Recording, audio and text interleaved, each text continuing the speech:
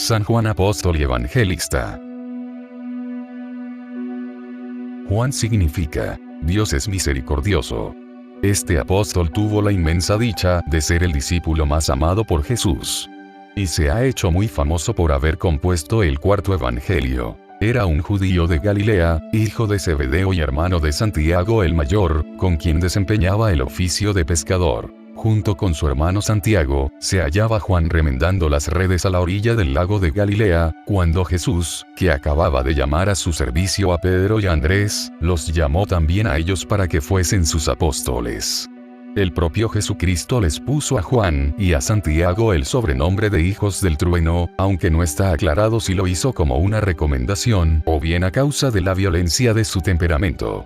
Se dice que San Juan era el más joven de los 12 apóstoles y que sobrevivió a todos los demás. Es el único de los apóstoles que no murió martirizado. En el evangelio que escribió se refiere a sí mismo como el discípulo a quien Jesús amaba, y es evidente que era de los más íntimos de Jesús. El Señor quiso que estuviese, junto con Pedro y Santiago, en el momento de su transfiguración, así como durante su agonía en el huerto de los olivos. Juan fue el elegido para acompañar a Pedro a la ciudad a fin de preparar la cena de la última Pascua y, en el curso de aquella última cena, Juan reclinó su cabeza sobre el pecho de Jesús y fue a Juan a quien el maestro indicó, no obstante que Pedro formuló la pregunta, el nombre del discípulo que habría de traicionarlo. Juan fue el único de los apóstoles que estuvo al pie de la cruz con la Virgen María y las otras piadosas mujeres y fue él quien recibió el sublime encargo de tomar bajo su cuidado a la madre del Redentor. Mujer, he ahí a tu hijo, murmuró Jesús a su madre desde la cruz. He ahí a tu madre, le dijo a Juan. Y desde aquel momento, el discípulo la tomó como su madre. El Señor nos llamó a todos hermanos y nos encomendó el amoroso cuidado de su propia madre, pero entre todos los hijos adoptivos de la Virgen María, San Juan fue el primero. Tan solo a él le fue dado el privilegio de llevar físicamente a María a su propia casa como una verdadera madre y honrarla, servirla y cuidarla en persona. Gran testigo de la gloria del Maestro. Cuando María Magdalena trajo la noticia de que el sepulcro de Cristo se hallaba abierto y vacío, Pedro y Juan acudieron inmediatamente y Juan, que era el más joven y el que corría más deprisa, llegó primero. Sin embargo, esperó a que llegase San Pedro y los dos juntos se acercaron al sepulcro y los dos vieron y creyeron que Jesús había resucitado. A los pocos días, Jesús se les apareció por tercera vez, a orillas del lago de Galilea, y vino a su encuentro caminando por la playa. Fue entonces cuando interrogó a San Pedro sobre la sinceridad de su amor, le puso al frente de su iglesia y le vaticinó su martirio.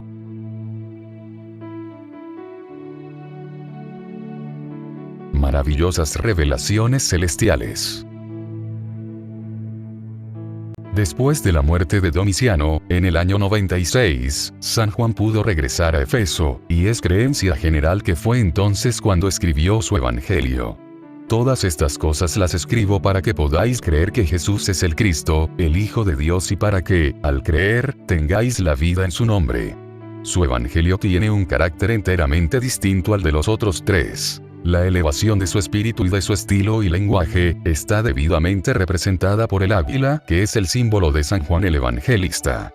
También escribió el apóstol 3 epístolas. A la primera se le llama católica, ya que está dirigida a todos los otros cristianos, particularmente a los que él convirtió, a quienes insta a la pureza y santidad de vida y a la precaución contra las artimañas de los seductores. Las otras dos son breves y están dirigidas a determinadas personas. Una probablemente a la iglesia local, y la otra a un tal Gallo, un comedido instructor de cristianos. A lo largo de todos sus escritos, impera el mismo inimitable espíritu de caridad. Predicando la verdad y el amor.